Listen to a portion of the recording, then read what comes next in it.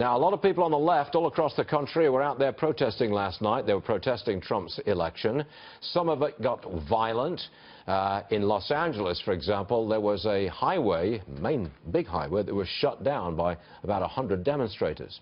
Look who's with us now, Sheriff Clarke, coming in to us from Milwaukee. Sheriff, what do you think about these protests last night? Stuart, first of all, it is a great day in America. There's no sweeter sound to my ears than the phrase President-elect Donald Trump. Look, these are anarchists. These are the ones that we've been putting up with, the cop haters, for a long time. They are in shock. They're in shock because the liberal mainstream media made everybody believe that Mrs. Bill Clinton would be the next president of the United States. They never saw this coming, so they're going through stages of grief.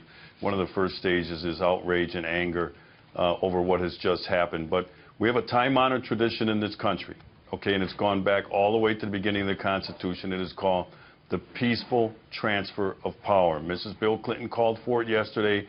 Barack Obama called for it yesterday. I expect these anarchists to follow what their leaders are saying. Look, I'll be patient with them for a little bit. I know what they're going through, but think about this, Stuart. In 2008, when Barack Obama was elected, and in 2012, I didn't see anybody on the right taking to the streets. We honored the results. Maybe we didn't like it. Maybe we're disappointed. But that is a time-honored tradition in this country that has to be upheld. So I'll give them a little time to get over their grief, and then it's time to quell this stuff. Yeah, well, that's what I want to talk about. You say it's time to quell this stuff. That was the expression that you used. When I hear a law enforcement officer use the word quell, it makes me think that you're going to use some force. You think that's in order? Peaceful protest is another time-honored tradition in this country. Some of this got violent last night. Once the violence starts, then law enforcement has to go in and use all reasonable force. I'm never going to back off on that because the rule of law must be upheld in this country. Property must be protected. Lives must be safeguarded. So like I said, you know, give them a little time, but once it starts to get out of hand, yes, then you have to go in and use force. Well, now we're into an area of civil disobedience. In Los Angeles last night, they closed down a major highway. 100 people got out there. Traffic disrupted all up and down Los Angeles. People put out. What should happen to those people? Surely they should be arrested, charged, and fined heavily for what they've done. But so often in the past, you let them off with a tap on the wrist and they're out within a couple of hours. I mean, what are you going to do about that? Well, not in Milwaukee. That's not how it happened. When they took the freeway over a year ago, December, 100 people went onto the interstate system. 78 of them were arrested. I believe in making mass arrests.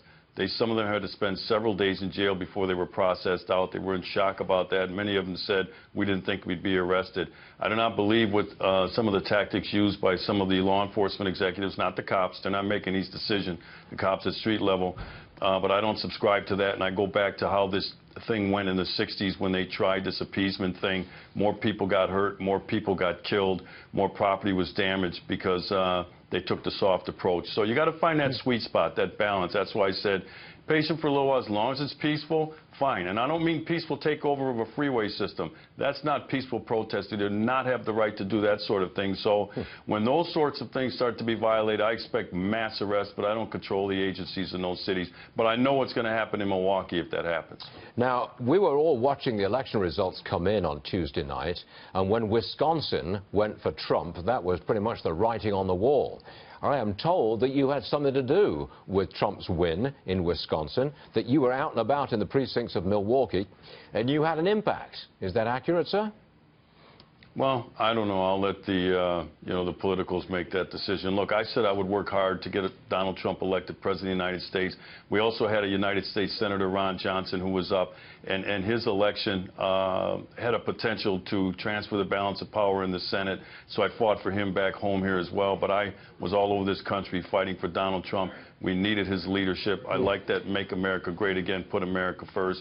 When I say I'm committed and I'm in, I demonstrated. I put my money where my mouth is, and I went in there and fought as hard as I could for Donald Trump to be the next president of the United States, which is why I'm ecstatic today. If offered, would you take any job in the Trump administration? Well, I think it's a little early for that. Things are settling down. Donald Trump has a lot of decisions to make. Look, let me be clear on this, Stuart. You know, if the president asks you to serve, you serve.